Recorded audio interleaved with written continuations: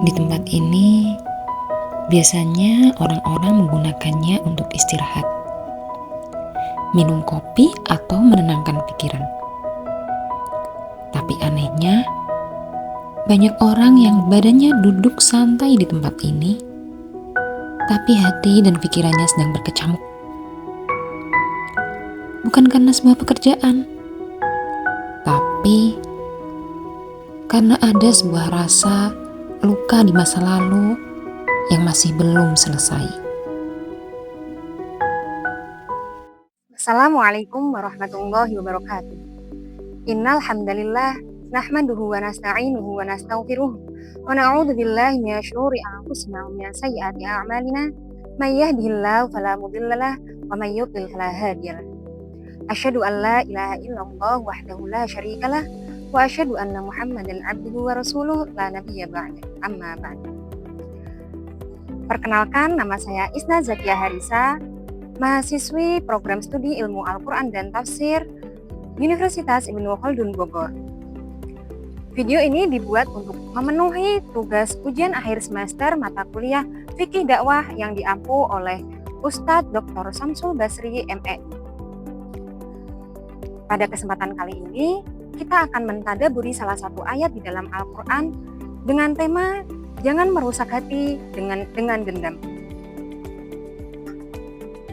Pernahkah kalian berkata, aku udah maafin kok, tapi ketika kita mengingat namanya, hati kita masih terasa panas. Atau mungkin kita sudah tidak marah lagi, tapi kita malas bertemu, malas menyapa, atau bahkan berharap untuk tidak berurusan lagi dengan dia. Jika ada, berarti hati kita belum sepenuhnya sembuh.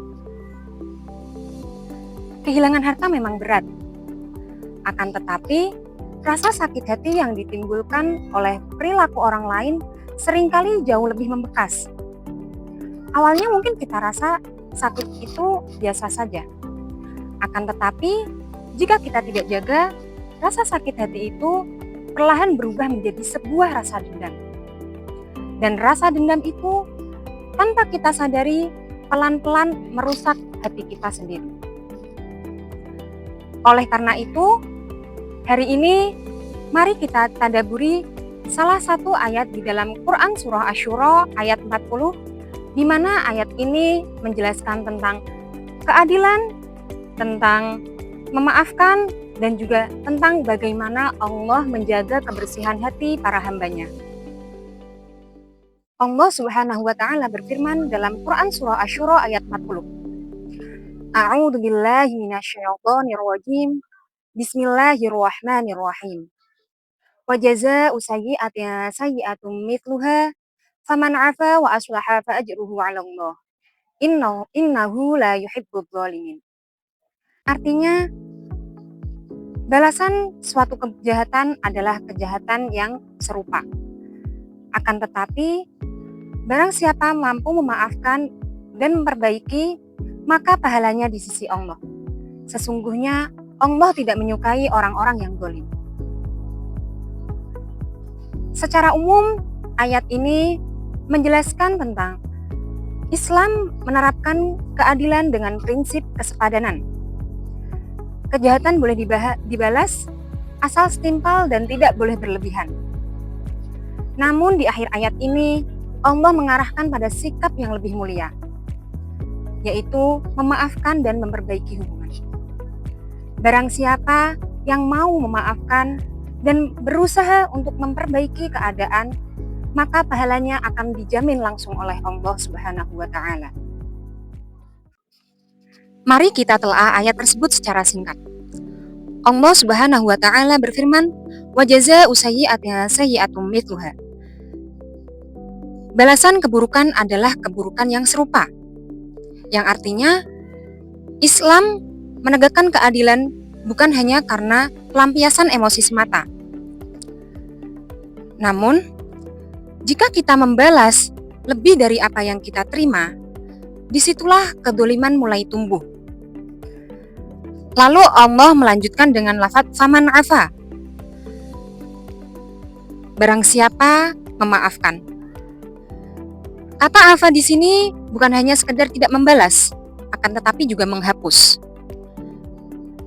Kemudian Allah juga menambahkan dengan lafaz wa aslaha, dan ia memperbaiki.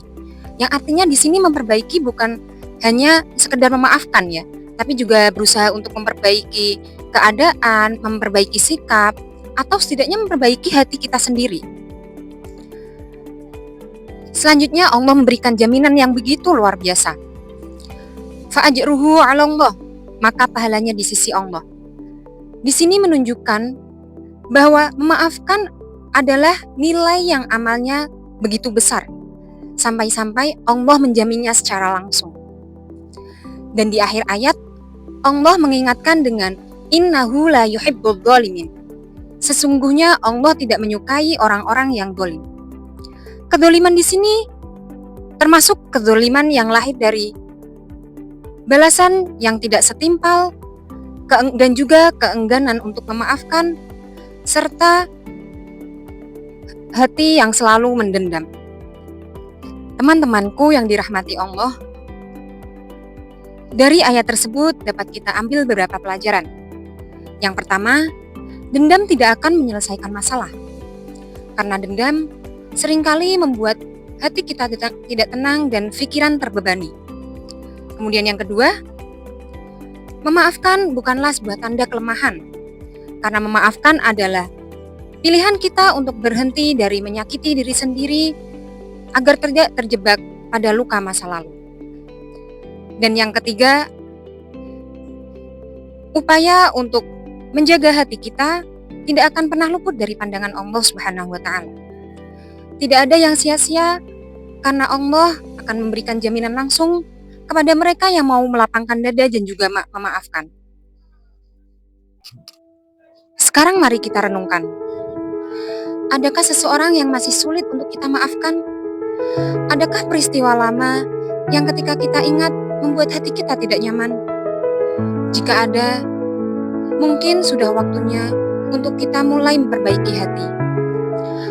Mulailah dengan hal sederhana. Doakan mereka yang telah menyakiti kita. Kurangi membicarakan hal lama yang tidak membawa kebaikan, serta isi pikiran serta waktu kita dengan hal-hal yang lebih bermanfaat. Yang dirahmati Allah, ketenangan hati adalah nikmat yang begitu besar. Jangan pernah kita rusak nikmat tersebut dengan dendam yang terus kita pendam. Marilah belajar untuk memaafkan, bukan karena orang lain selalu benar, akan tetapi karena kita ingin hidup dengan hati yang lebih bersih dan tenang. Semoga Allah melembutkan hati kita, membersihkan jiwa kita, dan menjadikan kita bagian dari hamba-hambanya yang lebih memilih untuk memaafkan. Sekian yang dapat saya sampaikan, kurang lebihnya mohon dimaafkan. Wassalamualaikum warahmatullahi wabarakatuh.